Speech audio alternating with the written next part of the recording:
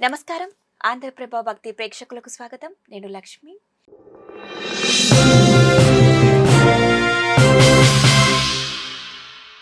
కార్తీక మాస విశిష్టత గురించి తెలియజేయడానికి మనతో ఉన్నారు ఆధ్యాత్మికవేత్త జ్యోతి శరత్ గారు. నమస్కారం అండి. నమస్తే అండి. బాగున్నారా? బాగున్నాను. మీరెలా ఉన్నారు? బాగున్నాను. కార్తీక మాసం వచ్చేసింది. అయితే అసలు కార్తీక మాస విశిష్టత ఏంటి? దీని గురించి కొంచెం వివరించండి. మనకి 12 మాసాలు ఉన్న ప్రతి మాసానికి చెప్పుకోవాలంటే ఏదో ఒక ప్రత్యేకత ఉంటూనే ఉంటుంది. అయితే కార్తీక మాసం గురించి ప్రత్యేకంగా చెప్పుకోవాలి అంటే ముందుగా ఒక పదం గురించి మనం మాట్లాడుకోవాలి. అదే కాలం. కాలం అంటే మనందరికీ తెలుసు. అయితే ఈ కాలము చాలా బలవత్తరమైనది. మనకి ఏ పురాణం మనం దాన్ని మొదలుపెట్టినా, ఏ గ్రంథం తీసినా అందులో ఖచ్చితంగా ఈ విషయం ఉంటుంది. ఎందుకు అంటే కాలం అన్ని లెక్కలు వేస్తూ ఉంటుంది. మనం ఎటువంటి కర్మలు చేసినా, ఎలాంటి పనులు చేసినా పక్క వాళ్ళకి కూడా తెలియదు అన్నట్టుగా మనం అనుకుంటూ ఉంటాం. కానీ కాలం లెక్కలు వేస్తూనే ఉంటుంది. ఒక్కొక్కసారి మనకి పెద్దవాళ్ళు అంటారు, మన అయిన వాళ్ళు లేకపోతే ఇంకా మనకి కాని వాళ్ళు, పడని వాళ్ళు, వాళ్ళు క్షమించినా, భగవంతుడు క్షమించినా కాలం అయితే విడిచిపెట్టదు. దాని లెక్కలు దానికి ఉంటాయి. అయితే ఈ మాట మనం ఎందుకు చెప్పుకుంటున్నాము అంటే, మనం మనుషులం కదా, పాపము పుణ్యము రెండూ చేసుకున్నాం గత జన్మల్లో. రెండూ చేసుకున్నాం కాబట్టి మనిషిగానే వస్తారట. కేవలం పాపం చేసుకుంటే ఇతరత్ర జీవులుగా మనం వస్తూ ఉంటామట. అప్పుడు ఏంటంటే ఎక్కువగా పుణ్యకర్మ చేసుకునే అవకాశం ఉండదు, పెద్దగా ఆనందంగా గడిపే అదృష్టం ఉండదు. వస్తాయి కొన్ని జీవులు, వెళ్ళిపోతూ ఉంటాయి. కేవలం పుణ్యం చేసుకుంటే పైలోకానికి దేవతా స్వరూపాలుగా వెళ్ళిపోతామట. పుణ్యం అంతా అయిపోయిన తర్వాత మళ్ళీ మనల్ని పడేస్తూ ఉంటారనమాట ఇక్కడ. కానీ రెండూ చేసుకున్న వాళ్ళే మనుషులుగా వస్తారు. అయితే ఇంతలా మనం ఎందుకు మాట్లాడుకుంటున్నాం అంటే, గత జన్మలో మనం పాపాలు చేసాం, పుణ్యాలు చేసాం. కాబట్టి మనిషి అన్న వెంటనే ఖచ్చితంగా కష్ట నష్టాలు, సుఖ దుఃఖాలు, ఒకరోజు ఏడుపు, సంతోషం అన్నీ ఉంటాయి. వాటన్నిటిని స్వీకరించాలి. అయితే ఇప్పుడు ఒక్కొక్కసారి ఏడుపులో, బాధల్లో మనకేమనిపిస్తూ ఉంటుందంటే, వెంటనే ఒక మాట అంటూ ఉంటాం, ఏ జన్మలో ఏ పాపం చేశామో. ఇది అందరికీ బాగా అలవాటు. ఇప్పుడు ఎలా ప్రవర్తిస్తున్నాము పక్కన పెట్టేసి అప్పుడిప్పుడు ఏదో చేసామని బాధపడతాం. నిజంగా ఏం చేసినా మనకి గుర్తులేదు. ఇప్పుడు భగవంతుడికి మనం ఏమీ చెప్పుకోలేము. ఎవరికి అన్యాయం చేసామో వాళ్ళని పిలిపించి క్షమాపణ అడగలేము.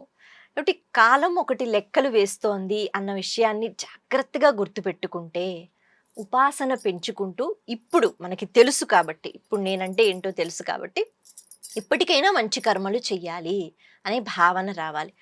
తర్వాత జన్మలో ఎలా ఉంటామో, ఏమై పుడతామో తెలియదు. కానీ ఇప్పుడు తెలుసు, మనిషిగా వచ్చాం కాబట్టి దీన్ని సద్వినియోగం చేసుకోవాలి. అయితే ఇలా సద్వినియోగం చేసుకోవడానికి ఒక అద్భుతమైన అవకాశం అంటే కార్తీక మాసం అని చెప్పారు. అందుకే కార్తీక మాసం 1 రోజు 2 రోజులు కాదు, నెల రోజులు మనకి పండుగే. ఈ నెల రోజులు ఎవరి కోసం అంటే, నాకు ఉద్యోగం, నాకు డబ్బులు, లేకపోతే చదువు కాదు, మనిషిగా నేను ఎదగటానికి, పుణ్యం సంపాదించుకోవడానికి ఇది అద్భుతమైన మాసం అని వివరణ చేశారు.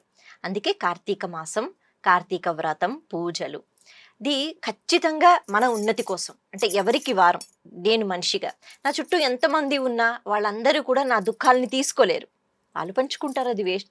కానీ మన కర్మలు మనమే అనుభవించాలి. ఇలా మనం అనుభవించే క్రమంలో ఎంతో కొంత పుణ్యం చేసుకుని, భగవంతునికి దగ్గరగా కూర్చుని, భగవంతుడిని అడిగి, ఎప్పుడో తప్పు చేశాం కానీ మళ్ళీ మళ్ళీ ఈ జన్మలో ఉన్నందుకు తప్పు చెయ్యకుండా పుణ్యం కూడా సంపాదించి, వీలైతే మోక్షం కూడా సంపాదించవచ్చు. అంత అద్భుతమైన ఈ జన్మ, మానవ జన్మ.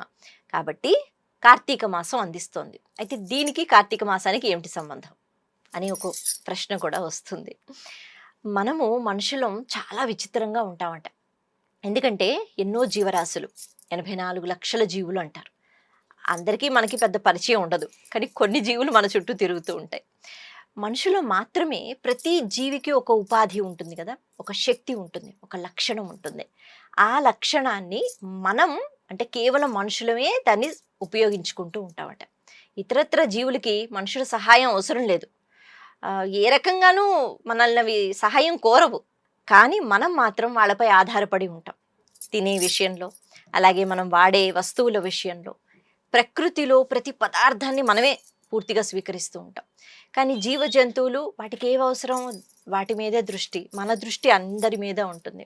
కాబట్టి ఇలా ప్రతి జీవి యొక్క ఉపాధి అంటే దానికి ఉన్న శక్తి, ఉదాహరణకి ఒక కుక్క ఉంది, చాలా విశ్వాసంగా ఉంటుంది, మనం పెంచుకుంటాం ఎందుకంటే మనకి లాభం, మనకి ఏం నష్టం జరగకుండా, భయం కలగకుండా, దొంగలు రాకుండా. అలాగే మనం చూస్తున్నాం పోలీస్ డిపార్ట్మెంట్లో వాడుతూ ఉంటారు. కారణం ఏమిటి అంటే అది చక్కగా అన్ని పసిగడుతుంది. కాబట్టి దానికి ఉన్న ఉపాధి శక్తితో అది ఎలా బాగుపడుతుందో తెలియదు కానీ మనం బాగుపడుతున్నాం. అలాగే ఆవు ఉంది, ఆవు పాలు, పెరుగు ఇలా చెప్పుకుంటూ పోతే బోల్డంత.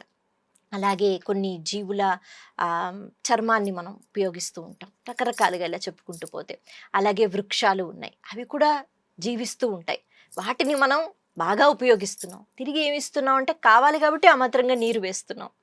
ఇలా ప్రకృతిలో ఉన్న ప్రతి జీవి, ప్రతి పదార్థాన్ని చాలా చక్కగా ఉపయోగిస్తుంది మనిషి మాత్రమే.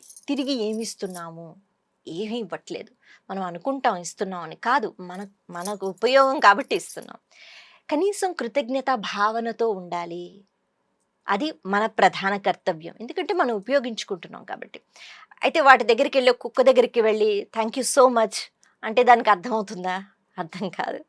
ఆవు దగ్గరికి వెళ్ళి కాదు, కానీ వాళ్ళకి ఏదో ఒక రకంగా మనం మంచి చేయగలగాలి.